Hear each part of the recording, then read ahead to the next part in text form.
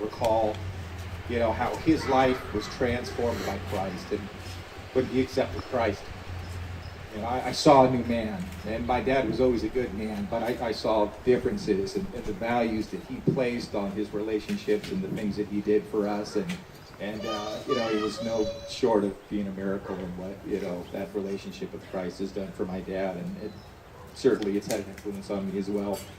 The dedication that he showed to our family growing up, it's difficult to articulate all of the things, but examples of him being there anytime we needed him. I remember one time Rochelle and I and the kids had a vacation, and we were driving down the coast of Oregon. Our car broke down, our transmission blew.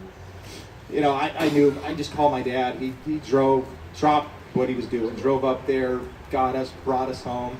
2 days later, he had to take me back. It was probably, 30, 40 hours of driving in 3 days. But, those are the kinds of things that he did for us without hesitation. And, such a blessing for us to have somebody like that in our life that we knew was always going to be there for us. No matter where I lived, I lived in Redding for San Jose, I lived in Eugene, I lived in Portland, and San Luis Obispo, and the way my relationship was with my dad is that no matter where I was, although I wasn't home, I was always home. And knowing that I had you there and the support of you and everything that I did, whether it was moving me to college or helping me with my work, or just having an ear and someone to talk to give me some guidance when life gets difficult, it helped mold me who I am today. And as I now have a young family that's getting older every day, I think of the influences that you have had on me. And my heart desires to be with my family, and I have a lot of options to do with my time. My choice is always to be with my family and to be there for them, and I know how quickly they grow up and how fleeting time is, and the things that you provided to me, I know will provide for my kids as well.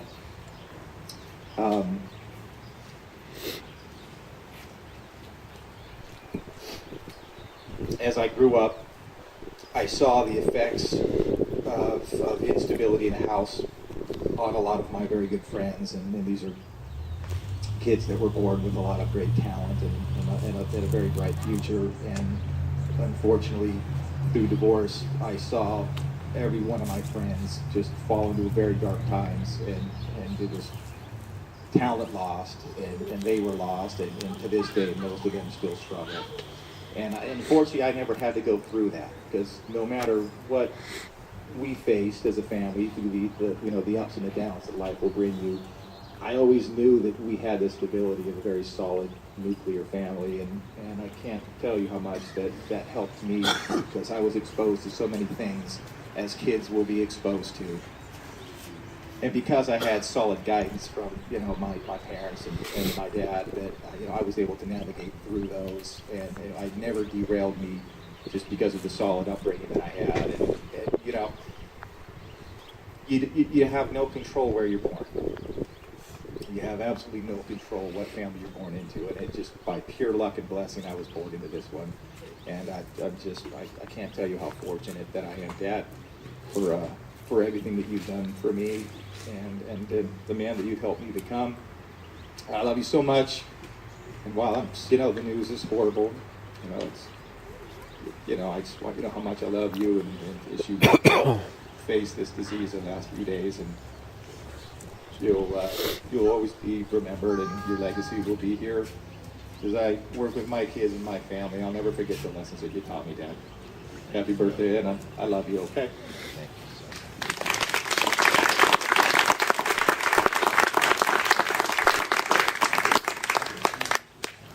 you. Okay. Well, seems like a lot of my material has been stolen. We should have coordinated on these things, but so I'm just going to try to emphasize the things that matter to me.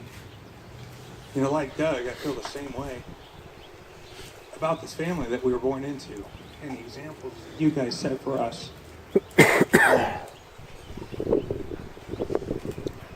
You were always available to us, and what I love about it is that it was not it never seemed like a sacrifice to us. It just seemed like this is what you wanted to be and what you wanted to do.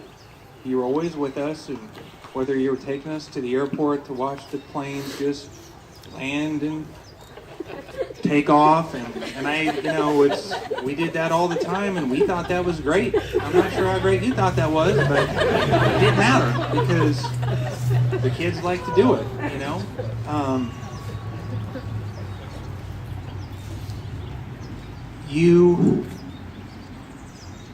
You did put in so many hours with us as kids, and it was mainly around baseball, but I think as a kid, we were lucky to be born into it. It was all we knew, We just didn't know how rare that was. And we all grew so much. I remember when I left for Oklahoma as a 17-year-old, I was excited to go to my new adventure in life, and I didn't struggle a lot being away from home.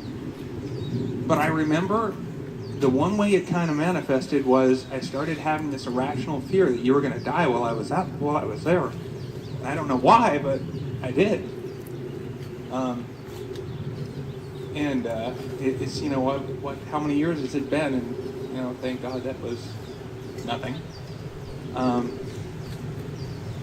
But I think the thing that I just want to emphasize is again, that was all that we knew.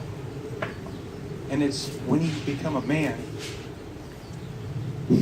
and you start to realize all of the demands that are on your time and the pressures that you're under and the things you have to do and the weight of it all, to really appreciate what it was that you gave us. It's I know what you did, and you set the bar so high. You set it so high. I just feel like when I'm done, if I did half as well as a dad as you were, that I will have done well, and I can be happy with that because I just love you so much, and you've done so much for us. And that's all I'm going to say.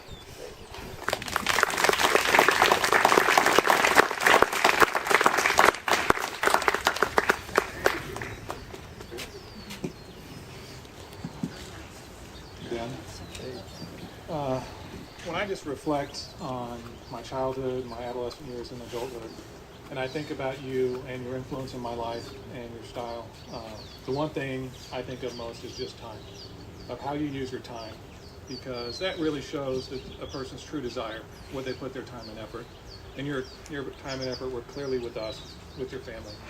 I think of all the baseball games. I think of all the errands you would just run us on. I remember asking, hey, can you take me here? I never once heard from you, no, I don't have time. I never heard, no, there's something else I need to do. And it was so clear to me that you were committed to us. And I knew I was loved, and it wasn't because of what I was doing or how well I was performing. And that knowledge was so instrumental in my life when it came to making crucial decisions. Something about knowing that you're a part of a family and that you're loved and valued kept me out of all kinds of trouble.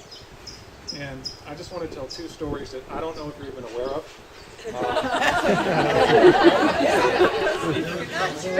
And they're not those kind of stories.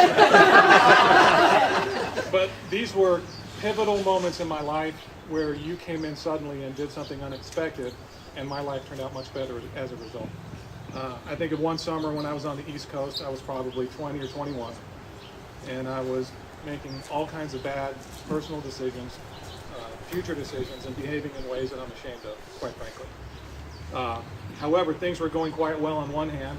I had a free place to stay on the beach. I just landed a job at Chesapeake Bay Yacht Club. I was cocktailing by the pool during the day and doing waiting in fine dining restaurants in the evening, so it was a very good situation. I'd also been accepted to Cal Poly, but that was a couple months away. And I was, again, kind of on this downward spiral personally. And then I don't even know how you got a hold of me, long before cell phones. But you called the place I was staying, I don't know how, and you said, I'm in Washington, D.C. on a business trip. If you'll come home with me tomorrow, I'll sell my ticket and I'll pay for gas and we'll drive home together. And as I heard that, I remember thinking, this is a fork in the road for me. And what am I going to do? And on a whim, I just packed up and said, okay, let's go.